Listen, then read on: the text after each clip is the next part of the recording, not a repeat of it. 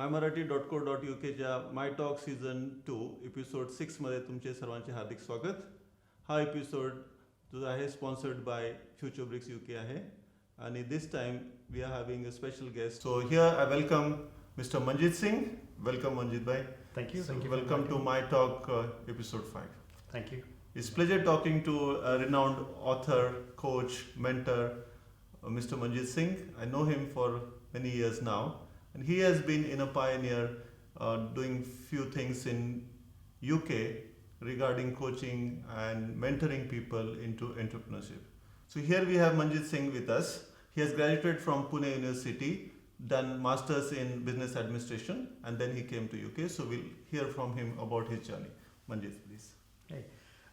Thank you for inviting me to begin with. It's always been a pleasure to be a part of the Marathi community, and I consider myself a Puneri Punjabi because we moved to Pune in early 90s. Wow. And I remember moving from Delhi to Pune, and I was in 3rd standard then, and Marathi was a compulsory subject, right? So I was like, how am I going to figure my language out? And then I think over the years I learned. मला मराठी येते पण मी तेवढा fluent नाही आहे. छान बोलता तुम्ही. So yeah, I've done my graduation from Pune, from Ingle College. It's on Law College Road. Okay. Got some really sweet memories of Pune. You know, misal pav for breakfast. Wow. and all those delicacies. My parents are still in Pune, so I've still got a very strong connection. That's good. Came to UK. In the last 15 years, I have been consulting some of the biggest retailers, Marks and Spencer's, Burberry, Harvey Nichols, mostly around the IT space and business space, and as well as a coach. So I've been coaching I've been a coach in the making for almost 10, 15 years now. Okay, so at this point, Manjeet, I would like to ask you something. What do you mean by coach? I think in my mind, right, and we know that there are so many types of coaches around, life coaches, business coaches, transformation coaches. When I say coaching, what I mean is transformational coaching. Now, whether you're a business person or you could be an individual who wants to have a breakthrough in your life, in my mind, a coach is somebody who helps you look at things from a different perspective. And for me, coaching is your coach, where you know the race you want to run. You want to win that 100 meters race, and coach is the only person who's taking care of all the emotions, all the noises in your head to make sure you're focused on the goal that you want to get to. And that could be anything, monetary or non-monetary. So it includes the training part as well as the emotional part as well. It does. It's a mindset game. Okay. And I always look at it this way. Coaching is all about creating magic. But the magician and the magic is done by the client and not by the coach. Okay. And it's so I don't work with any frameworks, right? Okay. I've got so many frameworks, but I never offer a system. So if I'm working with a business client and somebody comes and tells me, hey, I want to grow my business, I want to increase my sales, and I tell them I'm not the person you should be looking for, right? I can't get you leads. Don't look at what network I have. I want to see where you're coming from. Why do you want to do the business that you want to do? And what do you want to achieve in the next 90 days? What do you think is stopping you from achieving that? Working on those things. So peeling all the layers of the noise that a person has in his head till they're sure of what they want to do. That's the level we work at. Okay. So it's a totally personalized thing, I think. You mean to say? It's like an individual based, like what we do as a surgeon when we do the operation. The same operation is not the same for every individual. So each patient will give us different scenario, and we have to deal with that. Is it similar? That's right. So I was having a conversation with one of my clients, and we're talking about so many things. She wants to write a book. She wants to do this, and she's already very successful in a space. And the one thing that comes out is, what's stopping you from achieving all these things if you have that clarity? And then she said, I'm scared people will think I'm a show-off. Okay. And then we started peeling into that more and more. And then it turned out her mom always calls her a show-off. And she's been calling her a show-off since 5, 6 years. And in her mind, she thought being show-off is a bad thing. And what I challenged her was, what if being a show-off is an art, right? What if being show-off is actually the niche that you have that will help you become the person you are? Right? So go on, tell the world how to show off and how to be really good at it. That completely changed your perspective. So it's these kind of layers, beliefs that are holding you back is what we work on. Okay. So just to let our viewers know that I met Mr. Manjeet Singh in our OMPEG. This is an organization, small organization in UK. It's Overseas Maharashtrian Professional and Entrepreneurs Group, and we've been there for a few years now, since the start, I think, since the start of the OMPEG. Yeah. And in OMPEG itself, we met Manjari Joshi Gokhale, and I think Manjeet Singh himself will tell about their book and other things, but let him speak now, Mr. Manjeet. So yeah, OMPEG, I always say, because I'm the only Punjabi in the whole group, I'm the PEG part of OMPEG. It's a great group. I've seen it grow and doing some amazing work. There are some amazing collaborations that have happened there. And this book is also a result. Manjari and me, we worked together on co-authoring this book. Manjari, for me, she's been my mentor and she knows me for the last 13 years, right? It's like, if you want to know, like, I could have a printed CV of mine, but if you go to Manjari, she'll tell you way more details than that. Okay.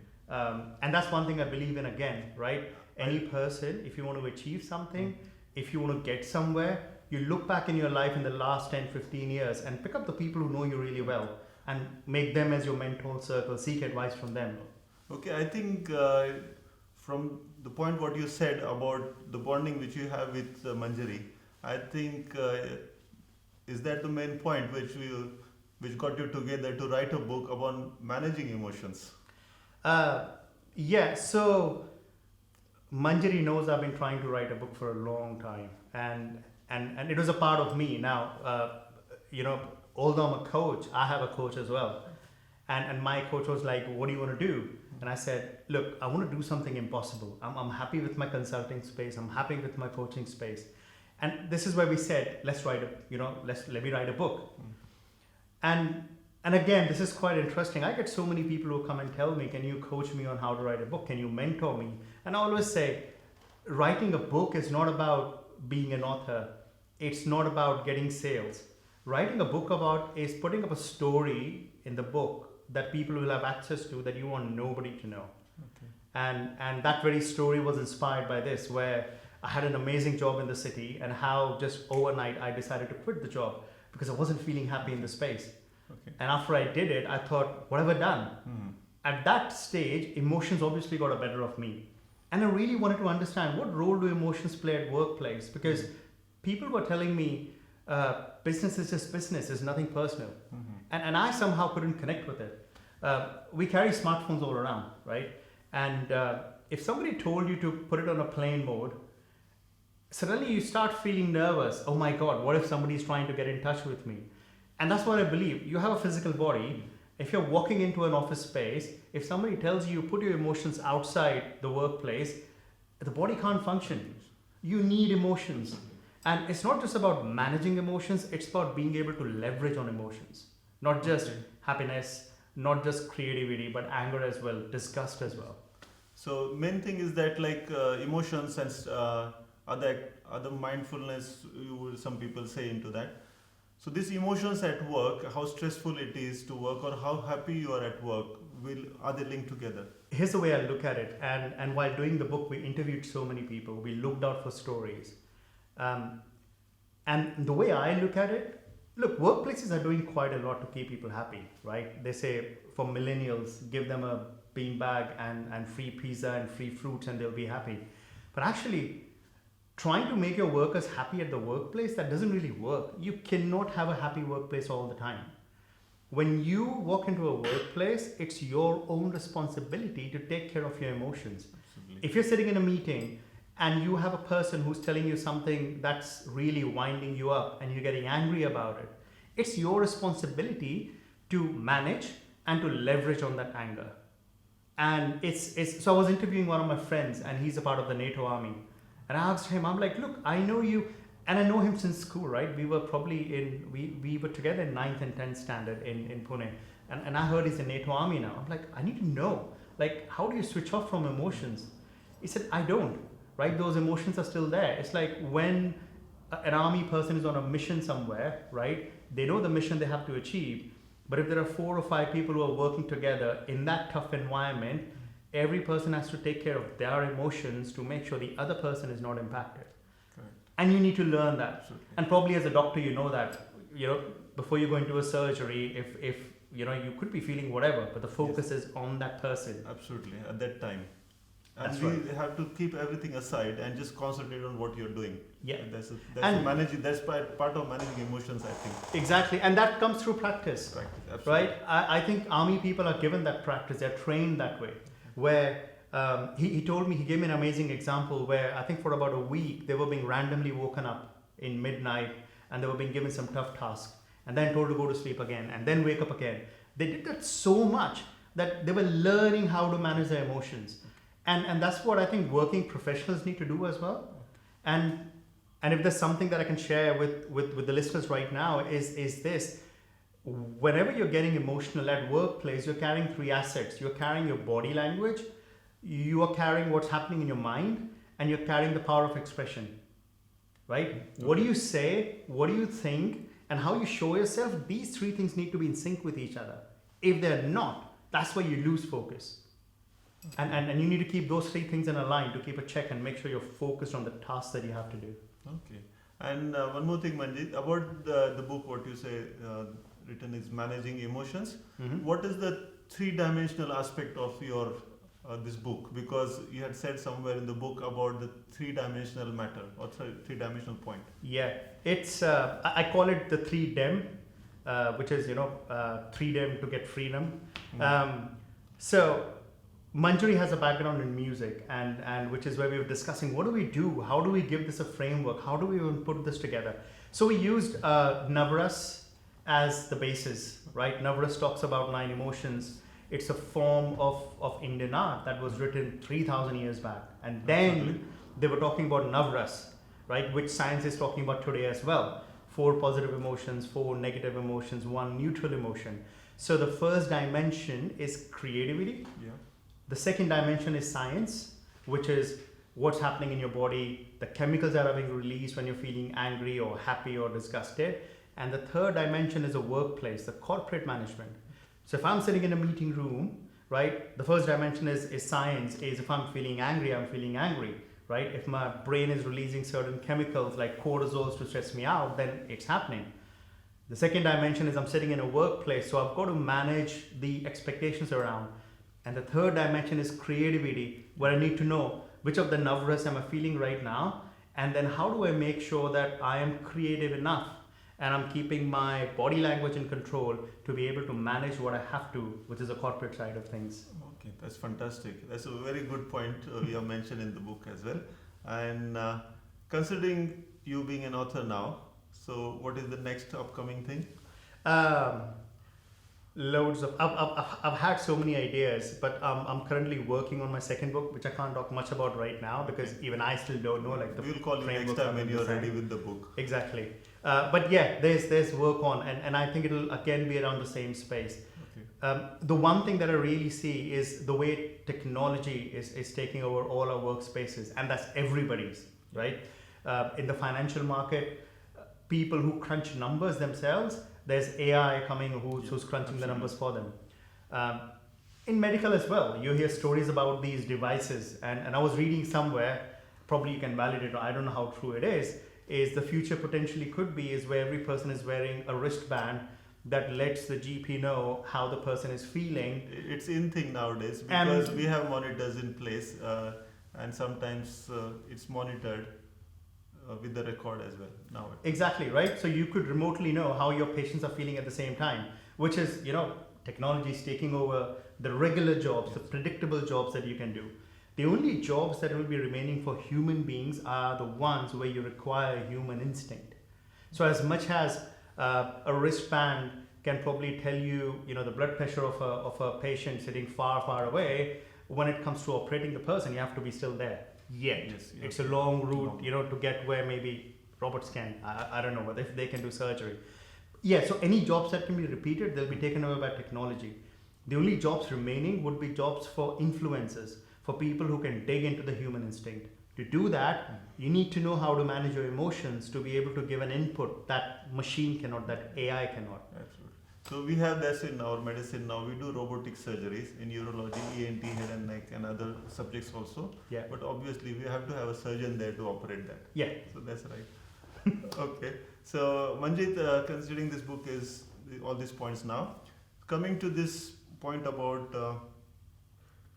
entrepreneurship, business, startups, and the hurdles. Yeah. So this is a long topic, but if you can just highlight for our OMPEG viewers and entrepreneurs or the budding startup entrepreneurs who would like to listen to your advice about what are the hurdles or the hiccups they could get in their initial stage of business. So there's a wave right now where every person wants to be an entrepreneur, and that includes me as well. I think, like, entrepreneur is somebody who takes a risk. And I think that every person is an entrepreneur. Not taking a risk is taking a risk in itself. Now, there are very few people who are going to their 9-to-5 jobs every day and they go, I just want to leave my 9-to-5 job and do some business. Like, why do you want to do business? So that I can have freedom. What do you want the freedom for? I want financial freedom. What else do you want? I also want more time with my family. Like, how many business people do you know around you who are actually earning enough and they have time for their family as well? That's a very rare percentage. So if your objective is to be able to spend more time with the family, then becoming a businessman may not be the right answer. It could be that you need some other kind of 9-to-5 job that helps you achieve that objective. At least in initial stages of business, when you're building up, that time you have to give extra time till you settle down. Exactly. You have to work while you're working 9 to 5. You have to work 95 hours a week, right? And that's what it is. And for me, I consult, I coach, I do so many things at the same time because I'm passionate about it. Absolutely. And my whole idea is, if you want to be a businessman, don't be selfish about it. So the very first thing is, there's passion is completely fine, right? You got to have something that you can offer to people. Absolutely. You got to have something that you can package up and tell people, hey, this is me. Yeah. And we have some great examples in OMPEC, right? Cooker Curry and so many other great stories we have heard. Here's the second thing, and that's very important. Often people who are trying to kick off a business, and I get this all the time, somebody says, hey, I want to have a session from you. I'm like, great, let's do it. And they go, I have a great idea, but I want you to sign an NDA first. I'm like, do you seriously have an idea that will change the world and it's worth signing an NDA? I mean, it's like, where you're coming from. So in my mind, if you're not thinking big enough, and if you don't have the need to have more people around you to make your business a reality, you're not thinking big enough. Okay, that's good. So you got to have a need for people around you, and you have got to work with people in collaboration, and that's something that happens quite a lot in OMPEG as well. Again, I agree with that, because we have seen a couple of nice tie-ups together, and they are doing very well. Wonderful advice. I think we all would like to listen to more of you. Maybe when you come up with the next book again. Okay. So thank you so much, Manjeet, and we would like to give a small memento for you. Thank you. Thank you. Thank you very much. Thanks a lot.